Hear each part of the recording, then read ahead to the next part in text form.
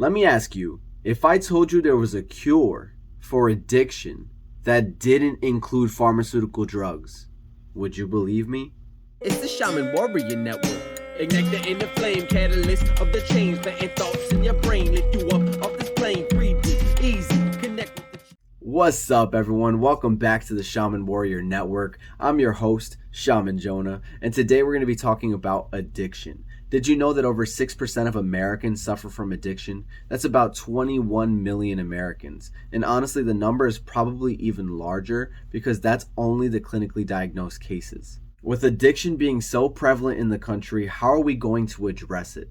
In my opinion, I believe that addiction is rooted in the ego. So for you to stop addiction, it can only be done through conscious manipulation of the ego. Before we go any further, let's first understand what ego is. Egos are like onions. Okay, ogres are like onions.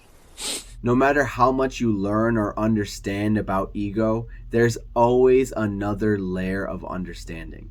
Your ego is your self-identity. It's who you believe you are. It's your conscious mind. It's the part of you that you consider to be yourself.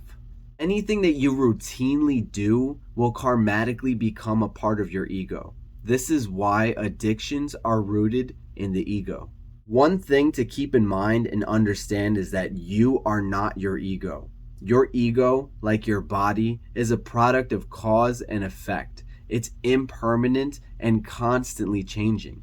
Now that we know what ego is, let's talk about addiction. Addiction is a treatable chronic medical disease involving complex interactions among brain circuits, genetics, the environment, and an individual's life experiences. As a chronic disease, addiction is considered to be uncurable because it requires the patient to be constantly and consciously engaged in treatment to stay healthy. And addiction doesn't happen overnight. It can be identified through these 4 stages. There's experimentation, there's regular use, high-risk use, and then finally, addiction. Your subconscious thoughts are influenced by a mixture of karma, cause and effect, ego, routines and self-image, and conscious decision-making. And since addiction is rooted in the ego, addiction affects the natural balance of where your subconscious thoughts are influenced. When you're addicted, it plagues your body and your mind. Your addiction starts to create unconscious habits that slowly over time become reprogrammed into your ego, like waking up and needing to have a cigarette first thing in the morning, or having to drink as soon as you get home from work. These unconscious habits just slowly start to form into who you believe you are and what you do every day. I know a lot of people that would say they don't understand what addicts are going through. They don't understand how an addict can't just stop what they're doing. But let me put this in perspective for you. Have you ever pulled out your phone and before you're able to consciously do anything, your fingers are unconsciously tapping on the apps you use the most? That's your body's unconscious habits that have been programmed into you through your routines. Now, change the perspective to the perspective of an addict who routinely uses substances. Their body moves on autopilot to use these substances that further hinder their ability to consciously take control of their actions. This is one of the biggest reasons why it's so hard for an addict to just stop. And the reason why I used the smartphone example is because about 40% of Americans have reported feeling addicted to smartphone usage. We learned earlier that your daily habits and rituals become ingrained in your ego over time, and that addiction is rooted in your ego. So in order for you to break an addiction, you'll have to consciously reinvent an ego that is free of addictive behaviors. This also means you'll have to adopt a new perspective, the perspective of the conscious creator. Start analyzing yourself. Start asking yourself questions. Where is my dopamine coming from? How do I cope with conflict and difficulty? Based on my current lifestyle and routines, what kind of future am I building for myself? To stop addiction is to take control of your life consciously.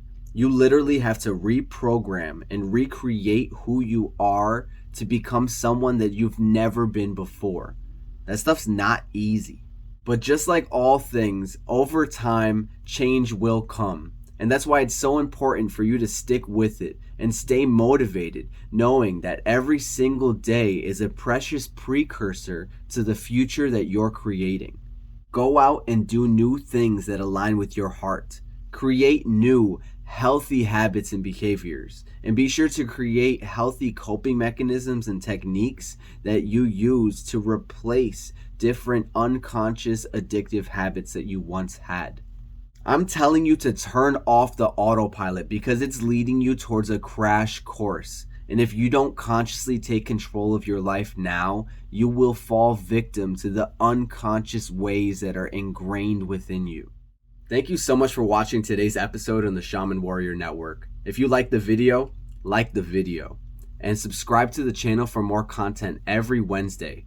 I post content to help you become your authentic self. I do this by sharing stories with you from my own life and sharing wisdom with you that I've gained along the way. I also want you to share this video with a friend. Share it with someone that you know that's struggling with addiction. Share it with someone that you know that should learn more about ego and what addiction is. Share it because the message is beneficial for all of us to take control of our lives. I believe in you, and you could do it too. I love you. Peace. Never mind them if they tell you you can and can't do what your soul is planned to. You assume the man too. Now just trample the opposition if they try to cancel. That clock is ticking, so you